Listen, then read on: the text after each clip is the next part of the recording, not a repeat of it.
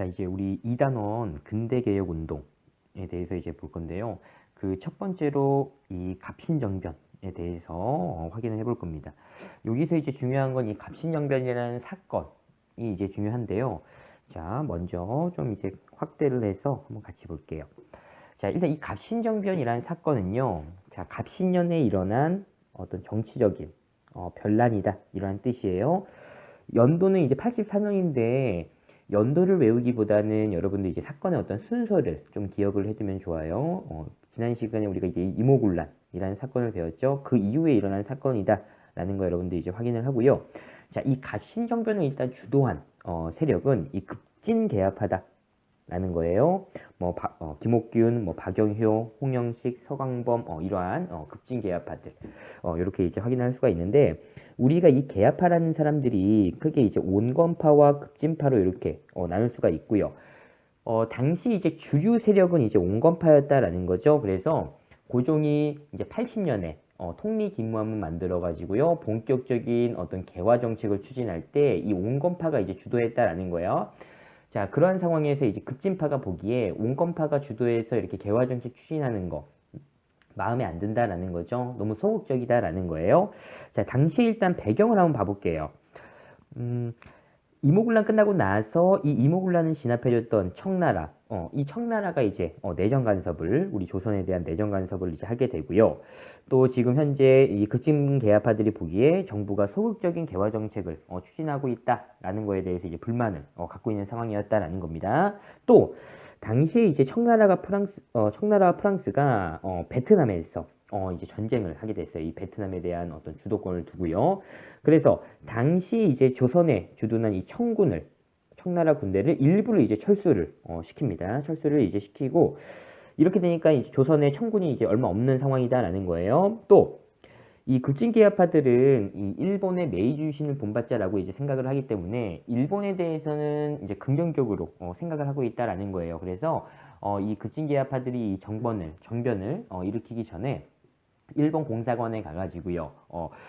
일본의 어떤 군사적, 재정적 이러한 이제 지원을 약속을 받아 놓습니다. 자, 이러한 배경으로서 이제 그 정변이 일어나게 되는데 이제 결국엔 이제 그 급진파가 이제 정권을 장악을 하겠다라는 거죠. 그러면 상대적으로 이제 온건파를 제거를 이제 해야 되겠죠. 그래서 언제 제거하냐? 한날 한시에 이제 동시에 이제 제거를 해야 되기 때문에요. 그래서 언제가 좋을까 이제 좀 알아보니까 당시에 이 우정총국이라는 새로운 기구가 만들어진대요. 이 우정총국은 지금의 우체국이에요.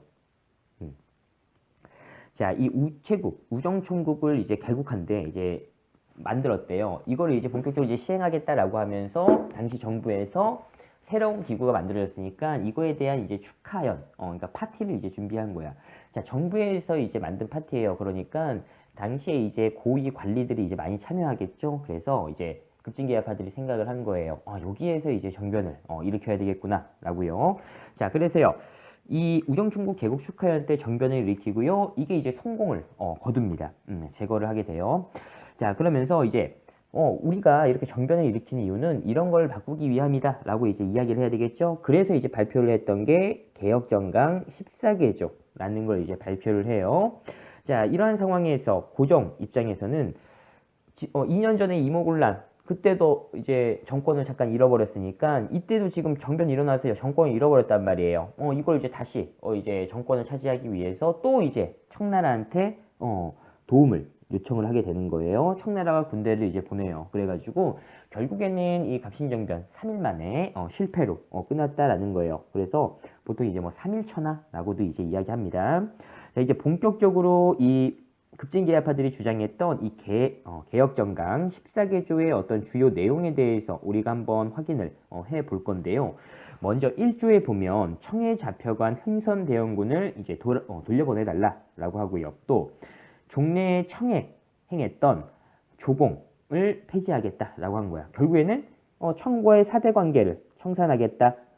청나라가 내정 간섭하고 있으니까 청과의 어떤 관계를 끊겠다라고 이제 이야기를 한 거고요. 자, 2조에 보면 문벌을 이제 폐지해서 뭐 인민평등의 권리를 세우겠다. 자, 결국에는 문벌 폐지하고 근대적인 어떤 평등 사회를 지향하겠다라고 이제 이야기를 한 겁니다. 자, 3조로 넘어가면 자, 지조법을 개혁해서 관리의 부정을 막고 가난한 백성을 구제하며 국가 재정을 넉넉하게 하겠다. 여기에서 말하는 지조법이라고 이제 이야기하는 건 이제 세금 제도를 이야기하는 건데요. 결국에는 세금 제도를 바꾸겠다. 조세 제도를 개혁하겠다라고 이제 이야기를 하는 겁니다. 자, 12조로 넘어가면 자, 재정은 모두 호주에서 관할하게 한다. 자, 결국에는 호주에서 관리한다라고 하는 거는 결국 이전에는 이 호주 한 군데서 관리를 안 했다라는 거죠. 자, 이 호조라는 거는 기본적으로 의정부 6조 체제에서 이 6조 가운데서 하나예요. 이 호조라는 게 호조가 원래 재정을 맡는 건 맞아요. 근데 당시에는 이제 그런 국가 재정 따로, 그다음에 왕실의 재정 따로 이렇게 따로따로 이제 관리를 했다라는 거예요. 그런 거를 이제 호조에서 모두 관리하겠다 이런 식으로 이제 바꾸겠다라고 이제 주장을 한 겁니다. 재정의 일원화. 자, 13조로 넘어가면 대신과 참차는 의정부에 모여서 정치상의 명령이나 법령을 의결하고 반포한다. 결국에는 이제 신하들이 의정부에서 법을 만들겠다라는 거죠. 그래서 의정부의 어떤 권한을 강화시키겠다라고 해가지고요. 이렇게 이제 개혁정강 14개조의 내용을 발표를 하게 됩니다. 자, 이 갑신정변의 이제 결과를 한번 봐볼게요. 그러니까 여러 이제 사건들을 우리가 이제 확인을 할 때 중요한 건 이 결과랬죠. 결국에는 이 사건을 통해서 어떠한 영향이 이제 이후에 이제 미치는지 그런 게 이제 중요한데, 자, 결국에는 이 갑신정변, 진압을 해준 게 결국엔 또 청나라다라는 거야. 이모군란에 이어서 청나라가 또, 이런 사건을 이제 진압을 해줬단 말이야. 그러니까 청나라의 내정 간섭이, 이전보다, 강화가 되었다, 심화되었다라는 거예요. 자, 또, 사건이 끝나면, 이제 나라와 나라 사이에 관련됐을 때 주로 이제 조약을 맺는다라고 얘기했어요. 자, 우리 이 갑신정변이 끝나고 나서 조선과 일본이 한성 조약을 이제 맺습니다. 여기에서 그러니까 갑신정변이 진압되는 과정에서 결국엔 이제 일본군도 이제 피해를 봤다라는 거예요. 그래서 우리 조선에 배상금을 지불해달라라고 배상금을 이제 요구를 한다라는 거예요.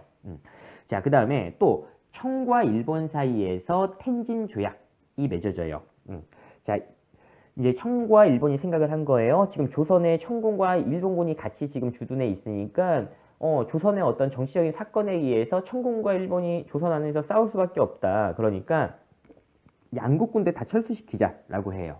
자, 대신에 혹시라도 그 조선에서 조선 정부에서 두 나라 중에 뭐 한 나라한테 이제 어떤 군대를 이제 요구를 하게 되면 다른 나라한테 무조건 연락해라 라고 하는 거야. 자, 군대 파병 시에 상대국에 미리 연락해라 라고 하는 게 텐진 조약이다 라는 거예요. 자, 이 갑신정변의 이제 의의를 한번 확인을 해볼게요. 자, 근대국가 건설을 목표로 한 최초의 정치개혁운동. 정치를 바꿔보겠다라고 해서 이 급진계파들이 주도해서 일으킨 사건이다라는 거죠. 자, 이 갑신정변의 이제 한계점을 보면 이 정변을 일으킬 때 일본의 어떤 지원을 약속받았다. 일본의 어떤 군사적인 특히 군사적인 어떤 그런 그 지원에 대해서 의존했다라는 게 이제 한계점이다라는 거고요. 또 이러한 이제 개혁 정강의 내용들이 이 백성들과 어떤 직접적인 연관성이 그렇게 크지 않다라는 거죠. 그래서 백성들의 어떤 지지를 받지 못했다라는 한계점이 있다라는 거예요. 자, 그 다음에 두 번째 이제 사건으로는 우리가 거문도 사건이라고 하는 걸 배울 건데, 자, 우리나라 섬인 거문도라는 섬에서 벌어진 사건이다. 라는 내용이에요. 자, 당시 일단 이 거문도 사건의 어떤 이제 배경을 우리가 한번 확인을 해보면, 지금 이제 갑신정변 끝나고 나서 청나라의 그 내정 간섭이 심화 되고 있고요. 또 이제 청과 일본의 어떤 대립이 심화되고 있는 그러한 이제 상황이다 라는 거예요. 자, 이러한 상황 속에서 이제 조선이 이제 생각을 한 거야. 아니, 우리나라 지금 딱 기준으로 봤을 때 청구와 일본이 어쨌든 우리 조선에 대해서 영향력을 행사하려고 한다라고 지금 이제 하는 거죠. 그래서 이제 조선이 다른 나라를 끌어들여서 이 청과 그다음에 그 조선 청과 일본을 견제해야 되겠다라고 생각했어요. 그래서 이제 선택했던 나라가 이제 러시아야. 그래서 자, 이 조선이 청을 견제하기 위해서 이 러시아와 비밀 협약을 추진을 한다라는 거예요. 자, 이러한 이제 소문이 들리니까 당시 이제 러시아 같은 경우에 유럽으로 막 이제 진출하면서 유럽 국가들과 막 이제 전투를 이제 벌이게 되는데, 당시 이제 영국과 사이가 이제 안 좋은 상황이었다라는 거야. 라이벌인 상황이었어요. 그래서 러시아가 이렇게 조선과 이제 협약 추진하고 이렇게 밑으로 내려온다, 남쪽으로 내려온다, 라는 소식이 들리자, 당시 이제 청나라에 주둔하고 있던 영국군을 이제 이 거문도라는 섬으로 이제 보내는 거야. 그래서 영국이 러시아의 남하를 견제하기 위해서 거문도를 이제 불법으로 점령을 하게 됩니다. 참고로 이 거문도 같은 경우에는 우리 그 전라남도 여수 그 밑에 쪽에 있는 섬이에요. 남해에 있는 섬이고, 결과를 보면 결국 2년 있다가 이제 영국군은 이제 철수를 하게 되고요. 이후에 이제 우리 조선을 둘러싼 여러 이제 열강들, 서양 열강들의 이제 대립이 된다라는 거예요. 자, 그래서 이때 어떤 이야기들이, 어떤 주장이 나오냐면, 조선을 중립국, 어느 나라도 이 조선을 차지하지 못하고 그냥 중립국으로 놔두자라고 하는 중립화론이라는 주장이 이제 등장을 하게 돼요. 당시 이 중립화론을 주장했던 사람을 보면 우리나라 사람으로는 유길준, 이제 개화파였던, 그리고 이제 독일 사람으로는 이제 부들러라는 사람이 중립화론을 이제 주장했다라는 겁니다. 자, 이렇게 해서 우리가 이제 두 번째 주제, 갑신정변에 대해서 확인을 해봤습니다.